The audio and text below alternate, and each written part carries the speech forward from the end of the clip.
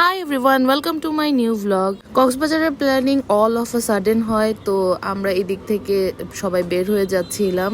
এইবার কক্সবাজার যাচ্ছি হলো আমার ছোট মামি, আমার 2 কাজিন আর হলো আমরা 4 জন যাচ্ছি। মামা যেতে পারছে না, তাই আমি ওদের সাথে যাচ্ছি। আর আরদিদ আসলে ওর ছুটি ম্যানেজ করতে পারেনি, তাই ওকে আর নিয়ে আসা হয়নি। আরদিদের সাথে আমার দেখা হয়নি, ওর যেহেতু নাইট শিফট ছিল, তো ও অফিস থেকে চলে আসে আমার সাথে দেখা করার জন্য।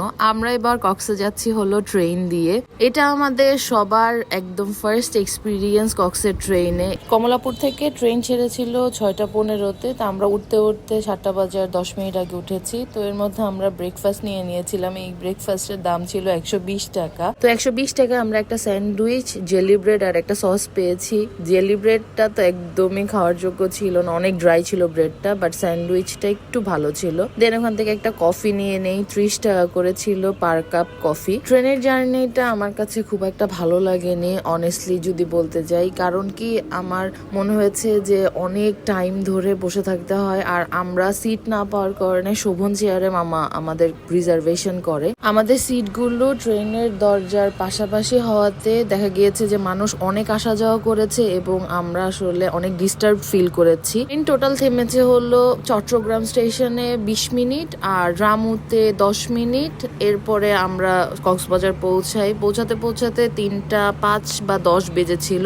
ট্রেনে আমরা লাস্ট পৌঁছানোর 1 ঘন্টা আগে থেকে আমাদের অনেক বেশি গরম লাগছিল, কারণ আমরা ঢাকা থেকে তো ওইভাবে উইন্টারের ক্লথ পরে চলে এসেছিলাম। তো এরপরে দেখি কি যে কক্সবাজারে নেমে আরো বেশি গরম, আমাদের অনেক বেশি সাফোকেশন ফিল হচ্ছিল। কক্সে আসলে আমার ফিক্সড একটা টমটম থাকে, যার সাথে আমি যোগাযোগ করেই এসেছিলাম। তো ও এখানে আগেই দাঁড়ানো অবস্থায় ছিল।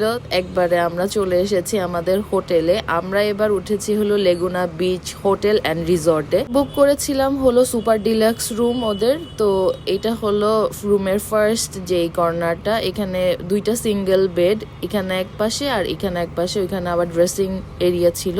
আমাদের 4 জনের জন্য এই রুমটা একদম পারফেক্ট ছিল। ফার্স্টে ওরা আমাদেরকে অন্য একটা রুম প্রোভাইড করে, তো রুম পছন্দ না হওয়ার কারণে আমরা আবার রুম চেঞ্জ করে নিয়েছি।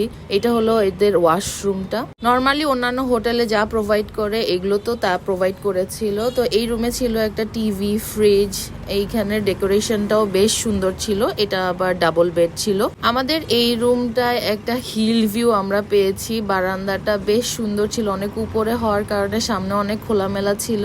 রুমের ফার্স্ট পার্টের সাথে একটা জানালা আছে বড়, সেই পর্দা সরালে দেখা যায় হিল ভিউ, অনেক সুন্দর। আমাদের রুমে চেক ইন করতে করতে প্রায় 5:30 বেজে যায়। আমরা লাঞ্চ করি নাই, তো লাঞ্চের জন্য আমরা চলে গিয়েছিলাম আলগনিতে। আমরা লাঞ্চ করেছিলাম হলো সেই 6টার সময়। খাবারের মেনুতে ছিল হলো ভাত, ডাল, ভর্তার প্ল্যাটার, লইটা মাছ ফ্রাই, গরুর মাংসের কালাভুনা, কমপ্লিমেন্টারি সালাদ আর হলো চাটনি, আর ডেজার্টে ছিল হলো কাস্টার্ড। খাবার দাবার শেষ করে আমরা একটু সমুদ্রে চলে গিয়েছিলাম। দেন ওখান থেকে আবার একটা কাজের জন্য বের হয়েছিলাম একটু শহরের উদ্দেশ্যে। ওখানে গিয়ে কাজ শেষ করে দেন আমরা আবার হোটেলে ব্যাক করি, কারণ আমরা অনেক টায়ার্ড ছিলাম। এটা ছিল আমাদের হোটেলের রুফটপটা, এত সুন্দর ছিল, খুবই ভালো লেগেছে এবং খুব পছন্দ হয়েছে আমার। অনেকক্ষণ আমরা 2 কাজিন বসেছিলাম একসাথে। ভিডিওটা আমি কক্সের ঘুম থেকে উঠেই দেন আমি ভয়েস ওভার দিচ্ছি, তো সাউন্ডের জন্য ভেরি সরি।